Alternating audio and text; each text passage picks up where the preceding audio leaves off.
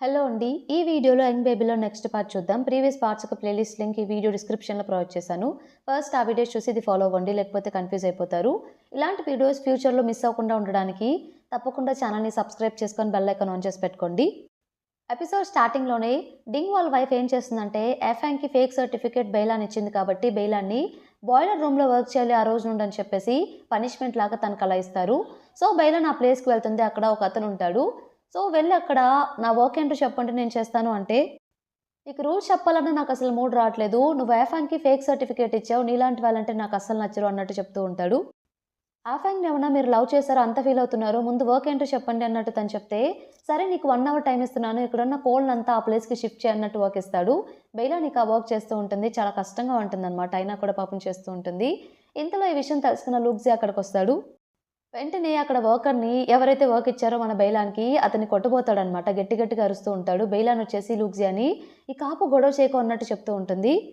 అతనేమో లూక్జియాని చూసి ఇప్పటికి లూక్జియా ఇప్పుడు ఫ్యాక్టరీ అంతా ఫేమస్ అయిపోయాడు కాబట్టి ఏఫాంగ్ విషయంలో ఇక ఏం మాట్లాడకుండా సైలెంట్‌గా "ఏంటి నేను నీకు భయపడతా అనుకుంటున్నావా?" అని చెప్పేసి పారిపోతాడు ఆ మాటని.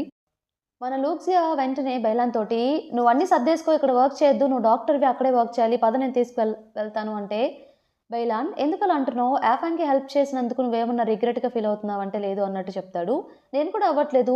పనిష్మెంట్ తీసుకోవడంలో తప్పు లేదు. మనం తనకి మంచే చేశాం కాబట్టి ఏం కాదు. ఎక్కువ థింక్ చేయకు" అన్నట్టు చెప్తాడు. తన గ్లౌజెస్ అప్పటికే పాడైపోయి ఉంటాయన్నమాట పాపం చాలా వర్క్ చూసి. సో అదంతా చూసిన మన లూక్సియాకైతే చాలా బాధేస్తుంది. బెయిలాన్ "నువ్వేం వర్రీ అవ్వకు. ఇక్కడ నన్ను బుల్లీ చేయడానికి ఎవరు లేరు. ఎవరన్నా చేసినా కూడా అది నేను చూసుకోగలను. నువ్వు ప్రశాంతంగా వెళ్ళు" అన్నట్టు చెన్‌తో చెప్తుంది. అప్పుడు చెన్ ఇక రిలాక్స్‌గా ఫీల్ అయ్యి అక్కడి నుండి వెళ్ళిపోతాడు. ఇంకో పక్క క్విన్ ఉంది కదా! క్విన్ వాళ్ళ అంకులే కదా డింగ్. సో, వాళ్ళ అంకుల్ వచ్చేసి క్విన్ ఎంతసేపటికి లూక్‌జియాకి సపోర్ట్ చేస్తుందని చెప్పేసి తన ఇంటికి వెళ్ళినప్పుడు వాళ్ళు లంచ్ చేసేప్పుడు క్విన్‌ని తిడతారనమాట. సో, డింగ్ ఇలా తిడుతూ ఉంటాడు క్విన్‌ని. సో, చిన్నప్పటి నుండి తను కూడా వాళ్ళ ఇంట్లోనే పెరుగుతుంది. ఎందుకంటే తనకి పేరెంట్స్ లేరు కాబట్టి వాళ్ళే తనని పెంచుకుంటారు. చిన్నప్పటి నుండి నేనే చూసుకున్నాను నిన్ను. ఇదేనా నీ కృతజ్ఞత? ఎంతసేపటికి ఆ లూక్‌జియాకి సపోర్ట్ చేస్తావు అన్నట్టు క్విన్‌తో అంటే క్వీన్ ఎవరైతే అది మీకు తెలుసు నేనెందుకు లూక్‌జియాకి సపోర్ట్ చేస్తున్నానో, మీరు తప్పు చేశారన్న విషయం కూడా నాకు అర్థమవుతుంది అన్నట్టు తను చెప్తుంది. ఆయన కోపమొచ్చేసి తన స్లిప్పర్‌ని విసిరేస్తాడనమాట. జస్ట్ మిస్ క్వీన్ కొంచెం పక్కకు జరుగుతుంది. అది విండోలో నుండి కింద పడుతుంది. కిందొచ్చేసి లీ వెయిట్ చేస్తూ ఉంటాడు క్వీన్ కోసం. తను క్వీన్‌ని లవ్ చేస్తూ ఉన్నాడు కదా! క్వీన్ మంచిగా ఉందో లేదో చెక్ చేయడానికి అక్కడికొస్తాడు. ఎంతైనా సరే డింగ్ వాళ్ళ రిలేటివ్ కాబట్టి అలా చేసినందుకు క్వీన్‌కి చాలా కోపమొచ్చేసి ఇక ఏడ్చుకుంటూ కిందకి వెళ్ళిపోతుంది. కింద లీ ఆల్రెడీ ఉండేసరికి, "ఇప్పుడు నీకు హ్యాపీయేనా? నాకు ఉండడానికి కూడా ఎక్కడా లేదు. నేను ఈ ఇంటి నుండి బయటకొచ్చేసాను. నన్ను వెళ్ళగొట్టేసారు వీళ్ళు. ఇక ఏం చేయాలో నాకేం అర్థం కావట్లేదు" అని చెప్పి తను ఏడుస్తూ ఉంటుంది. అక్కడి నుండి హాస్టల్‌కి వెళ్తుందనమాట ఫ్యాక్టరీలో. సో, లీ కూడా తనని ఫాలో అవుతూ అక్కడికి వెళ్తాడు. తను లోపల కూర్చొని ఏడుస్తూ ఉంటుంది. లీ చైర్‌లో కూర్చొని ఇలా మాట్లాడుతూ ఉంటాడు. "ఇక ఏడవడం ఆపు నేను చూసుకుంటాను నిన్ను" అన్నట్టు.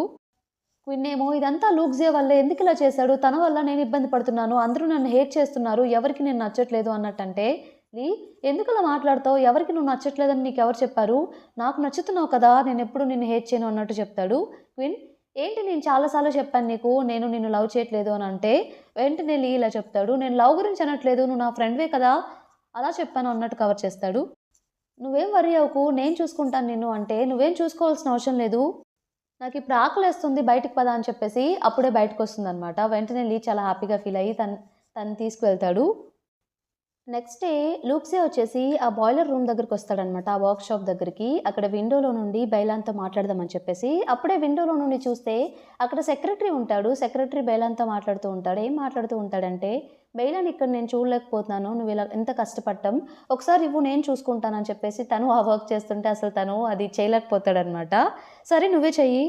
బట్ ఒకటి మాత్రం గుర్తుపెట్టుకో, నీకోసం నేనెప్పుడూ ఉంటాను. నీకే హెల్ప్ కావాలన్నా నన్నడుగు. ఇదైతే తీసుకో" అని చెప్పేసి ఒక లెటర్ ఇచ్చేసి వెళ్ళిపోతాడు.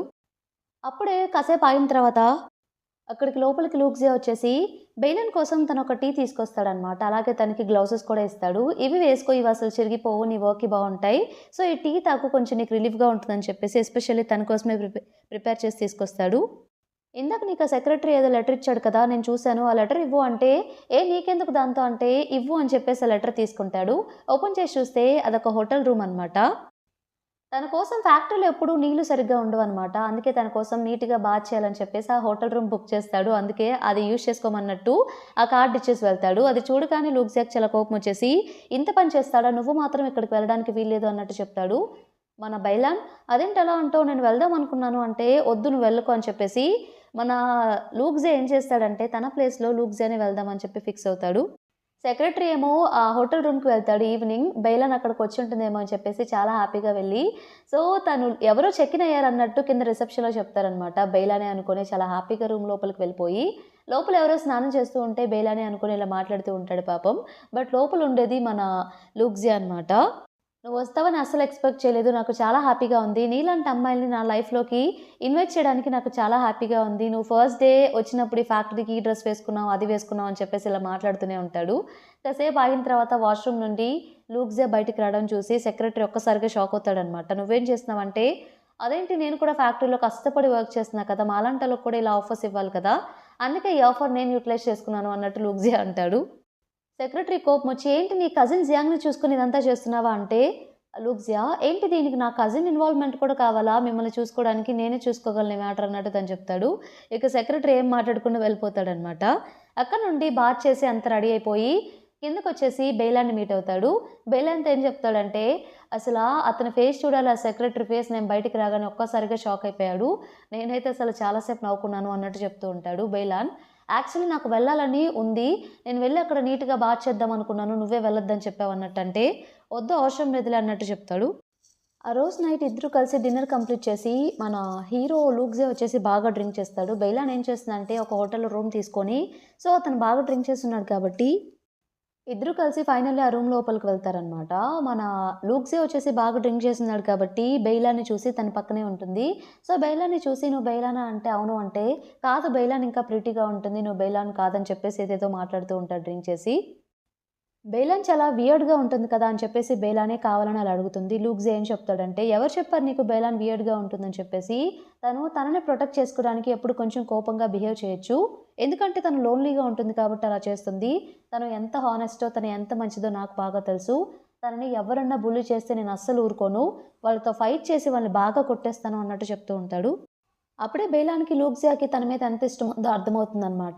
సో, అదంతా చెప్పగానే తనకే డైరెక్ట్‌గా వెళ్లి లూక్జియాని కిస్ చేయాలనిపిస్తుంది. డైరెక్ట్‌గా వెళ్లి కిస్ చేస్తుందనమాట. ఆ నెక్స్ట్ డే మార్నింగ్ వచ్చేసి లూక్సియా నిద్రలేచి చూసేసరికి తను బెడ్ మీద ఉంటాడు. బట్టలన్నీ చెల్లాచెదురుగా పడేసుంటాయి. తన ఒంటి మీద ఏమి ఉండదనమాట. సో, బెడ్‌షీట్ ఒకటే ఉంటుంది. ఏం జరిగిందో తనకేం అర్థం కాదు. ఆ రోజు వాళ్ళ ఫ్యాక్టరీలో ఏదో మీటింగ్ ఉండేసరికి హడావిడిగా రెడీ అయిపోయి ఆ మీటింగ్‌కి వెళ్తాడు. ఆ పక్కనే 2 చైర్స్ పక్కన బెయిలాన్ కూడా ఉంటుంది. ఆ మీటింగ్ జరుగుతూ ఉన్నప్పుడు లీ కొంచెం లేట్‌గా వచ్చేసి అతని పక్కన కూర్చుంటాడు. "అయినా నువ్వు నైట్ రాలేదేంటి?" అని చెప్పేసి లూక్జేని క్వెషన్ చేస్తే, "ఒంటరిగా పడుకున్నావా?" అంటే అవునన్నట్టు కవర్ చేస్తాడు. "నువ్వెక్కడికెళ్ళావు నైట్?" అంటే యాక్చువల్లీ క్విన్‌ని వాళ్ళ రిలేటివ్స్ ఉన్నాడు కదా! డింగ్, అతని ఇంటి నుండి బయటికి పంపించేశాడు.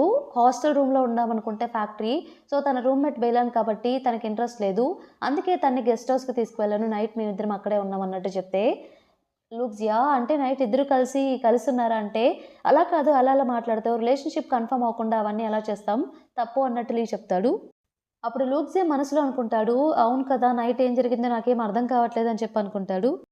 ఆ మీటింగ్ అయిపోయిన తర్వాత లూక్జియా ఎలా అయినా బెయిలాన్‌కి ప్రపోజ్ చేయాలని తను వెళ్తూ ఉంటే ఆపుతాడు. బెయిలాన్ వచ్చేసి, ఏంటి నైట్ ఏం జరిగిందో ఏం గుర్తులేదా? అంటే, లేదు నాకేం గుర్తులేదు అన్నట్టు చెప్తాడు. దాని గురించి వదిలేసేయి, బాదర్ అవ్వకు, ఇట్స్ ఓకే అన్నట్టు తను వెళ్ళిపోతుంది. లూక్సియా షాక్ అవుతాడు. అదేంటి అంత సింపుల్‌గా చెప్పేసిందని చెప్పి. తను వర్క్ చేసే ప్లేస్‌కి కూడా వెళ్తాడనమాట. దీని గురించి క్లియర్‌గా అర్థం చేసుకోవడానికి. కొంచెం ఏం జరిగిందో క్లియర్‌గా చెప్తావా? నాకేం గుర్తులేదు అంటే, ఎందుకు నువ్వు అంతలా థింక్ చేస్తున్నావు? ఇద్దరం డ్రింక్ చేసున్నాం. అది కామనే కదా! వదిలేసేయి. ఇట్స్ ఓకే, ఎక్కువ థింక్ చేయకు అన్నట్టు మళ్ళీ అదే చెప్తుందనమాట. దీనికేం అర్థం కాదు. తన మాటల ప్రకారం అంటే ఆ రోజు నైట్ జరిగిందని తను ఊహించుకుంటాడు లూక్సియా. వెళ్ళి తన కజిన్ జియాంగ్‌కి చెప్తాడనమాట ఇలా జరిగిందని చెప్పేసి. జియాంగ్ షాక్ అవుతాడు. ఏంటి నిజంగానే బెయిలాన్ లాంటి ఒక అమ్మాయితో నీకది జరిగిందంటే చాలా షాకింగ్‌గా ఉంది. కన్ఫర్మ్‌గా తను కూడా నిన్ను ప్రేమిస్తుంది. అందుకే అలౌ చేసింది అన్నట్టు జియాంగ్ చెప్తాడు. మన లూక్జియా, అదే నాకు అర్థం కావట్లేదు. తను నన్ను ప్రేమిస్తుందో లేదో, ఒకవేళ ప్రేమిస్తే దాని గురించి వదిలేసేయి, ఎక్కువ థింక్ చేయకు, నార్మల్‌గా అన్నట్టుగా ఎలా మాట్లాడుతుంది తను. అదే నాకేం అర్థం కావట్లేదు అంటే జియాంగ్ ఇలా చెప్తాడు. గర్ల్స్ ఎప్పుడు ఫస్ట్ మూవ్ అవ్వరు. మనమే మూవ్ అయ్యి వాళ్ళకి ప్రపోజ్ చేయాలి. దానికోసమే వాళ్ళు వెయిటింగ్ చేస్తూ ఉంటారు. నా మాట విని ఇది అర్థం చేసుకొని నువ్వే వెళ్లి ప్రపోజ్ చెయి అన్నట్టు ఒక ఐడియా ఇస్తాడు. సరే అని చెప్పేసి లూక్స్ ఏం చేస్తాడంటే బెయిలాన్‌కి ప్రపోజ్ చేద్దామని ఫ్యాక్టరీ గేట్ దగ్గర సైకిల్ వేసుకొని వెళ్లి రోజెస్ పట్టుకొని రెడీగా ఉంటాడనమాట. బెయిలాన్ వస్తే ప్రపోజ్ చేద్దాం అన్నట్టు. బట్ అప్పుడే బెయిలాన్ వచ్చేసి ఆ సెక్రటరీ ఉన్నాడు కదా! Factory secretary. ఆ సెక్రటరీ, బెయిలాన్ ఇద్దరు ఆ సెక్రటరీ కారులో వెళ్తూ ఉంటారు.